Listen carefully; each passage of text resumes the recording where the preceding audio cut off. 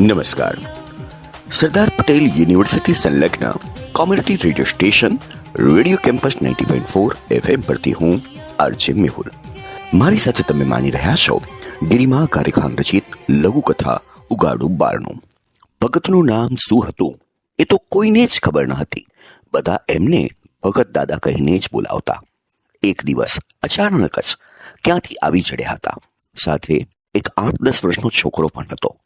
એમનો સાધુ જેવો વેશ અને ચહેરા પરનું તેજ જોઈને ગામ લોકોએ ગામના છેડે એક ખાલી પડી રહેલું ઘર એમને રહેવા માટે આપી દીધું. રોજ સવારે ભગત ગામની નજીકના જંગલ જેવા વિસ્તારમાં જઈને અમુક મૂળિયા પાંદડાઓ શોધી લાવતા અને એમાંથી ઓસડિયા તૈયાર કરતા ગામના બીમાર લોકોને તે આપતા. ભગતના આવ્યા પછી ગામમાં બીમારી તો જાણે પગ વાળીને બેસી શકતી જ ન હતી. બદલામાં ગામ લોકોએ આ 2 જણના રોટલાની અને છોકરાના ભણતરની જવાબદારી ઉપાડી લીધી હતી. રોજ રાત્રે ગામના ચોરે ભગતના અને પેલા છોકરાના સુરીલા કંઠે ગવાતા ભજનનો લાભ મળતો તે અલગ. જો કે છેલ્લા 2 દિવસથી ગામનો ચોરો એ ભજન વિના સૂનો પડ્યો હતો અને ગામમાં વરસાદની સરગમ સાંભળીને સંતોષ માની લેવો પડતો હતો. ત્રીજી રાત્રે તો જાણે પ્રળય થવાનું હોય એવું તોફાન ચાલુ થયું હતું. આકાશમાંથી ધરા નહીં સીધો ધોધ જ પડતો હોય એવો વરસાદ ચાલુ થયો હતો. પવન પણ ગાઢ હતો અને વૃક્ષો જમીનનો આશરો છોડી લેવા માટે તૈયાર હોય એમ હાલતા હતા. આટલું ઓછું હોય એમ કાન ફાડી નાખે તેવો વાદળનો ગડગડાટ અને દ્રષ્ટિને છીનવી લે એવા વીજળીના ચમકારા પણ ચાલુ હતા. આવા વાતાવરણમાં ભગતને ઊંઘ તો ક્યાંથી આવે? પણ છોકરો પણ આજે ઊંઘી શકતો ન હતો. તોફાન ઘણું વધ્યું હતું એટલે ભગત તેમની જગ્યાએ ઊભા થયા.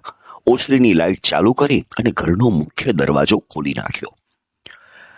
બારણાને અથડાતો પવન, પાણીની વાછટ અને વીજળી રૂપ અગ્નિના 3 મહાભૂત ઘરમાં ઘૂસીને નર્તન કરવા માંડ્યા. છોકરો આશ્ચર્યચકિત હતો. એમને ધ્રુજતા અવાજમાં પૂછ્યું, દાદા, અત્યારે બારણું બંધ રાખવાને બદલે તમે ખોલી કેમ નાખ્યું? છોકરો આંખો બંધ કરીને બેઠેલા ભગત સામે જવાબની અપેક્ષામાં તાકી રહ્યો. થોડી વાર પછી ઊંડી ગુફામાંથી આવતો હોય એવો એમનો અવાજ આવ્યો, અરે ગાંડા, આવા તોફાનમાં જ લોકોને મદદની જરૂર પડતી હોય. કોણ, ક્યારે, કેવી રીતે આવી ચડે એની ખબર કોઈને ક્યાં હોય છે? છોકરાને ખાસ કાંઈ સમજાયું નહીં.